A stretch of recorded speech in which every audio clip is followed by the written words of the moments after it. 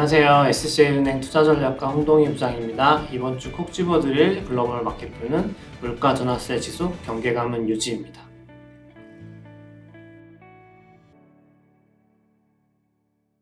이번 주 자료의 가장 핵심은 물가에 대한 이야기입니다.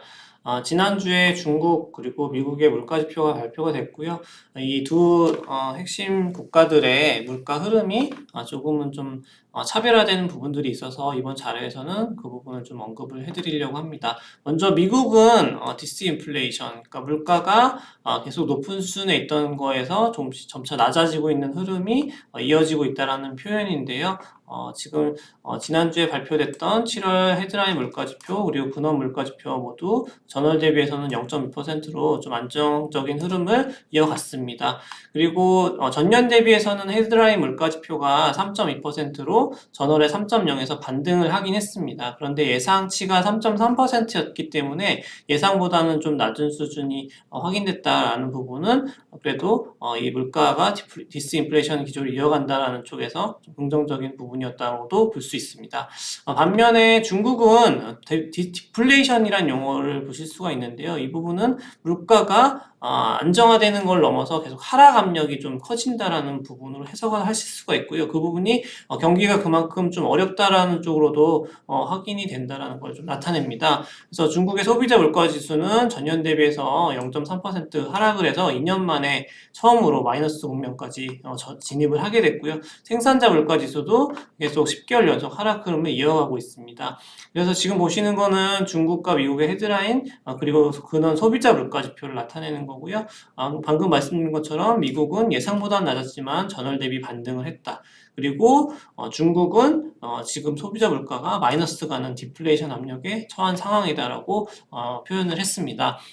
미국 역시도 지난 주말에 발표했던 생산자 물가 지수가 예상보다 좀 높게 나온 부분도 있었고요. 지금 물가가 둔화되고는 있지만 아직은 좀 안심하기 이르지 않냐라는 분위기가 계속 좀 형성이 되고 있고요. 그리고 왼쪽의 그림은 그 부분을 좀 잘 대변하는 지표로도 쓰이는데 이 미국의 유가, WTI 가격과 그리고 10년 기대 인플레이션입니다.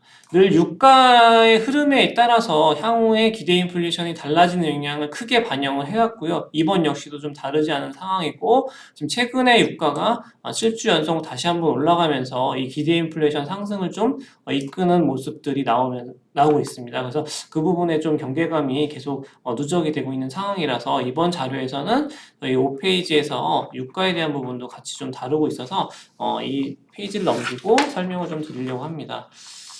자료를 보시게 되면 최근에 유가가 상승했던 원인이 무엇인지를 좀 다루고 있는데요. 유가는 보통 공급적 요인과 수요적 요인을 크게 영향을 받게 되고요. 그 중에서도 최근에 상승을 이끌었던 거는 그 공급 쪽입니다. 공급 차질 위험이 재차 부각된 부분이 좀 크게 작용을 했고요.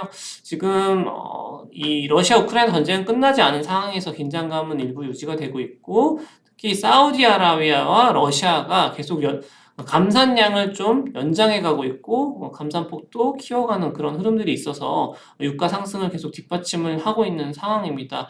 중국의 경기 부진은 이어지고 있는 상황이지만 그런 하락 압력을 좀 상쇄하고도 남을 정도로 공급 이슈가 좀 크게 작용을 하고 있는 상황이다라고 보시면 됩니다.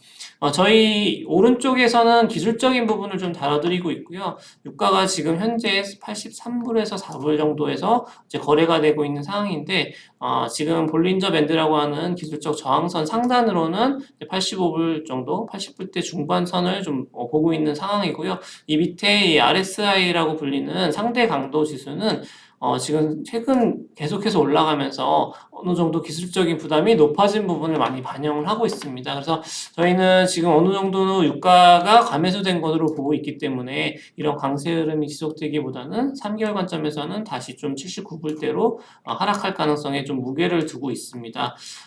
그렇지만 지금 현재 이 유가가 인플레 변수로 작용하고 있다는 것은 변함이 없고 유가가 높아지는 것이 물가 전망을 건드리게 되고요. 물가가 높아지면은 또 통화 정책에 영향을 미치게 되고 이 통화 정책은 다시 한번 또 금리와 연결이 됩니다. 그래서 최근에 금리도 상승 압력에 많이 노출이 됐는데요.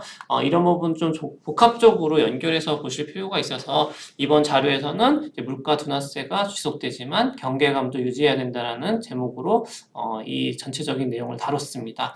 예, 제가 설명드린 내용은 여기까지고요. 다음번에 또 뵙도록 하겠습니다. 감사합니다.